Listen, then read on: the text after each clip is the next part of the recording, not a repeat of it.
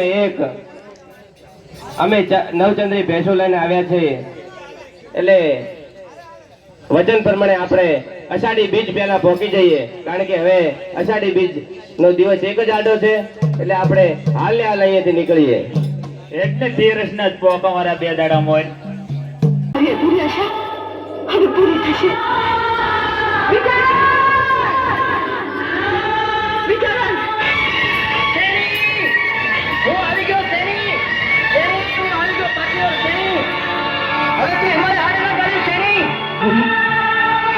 જેથી મારી આંખો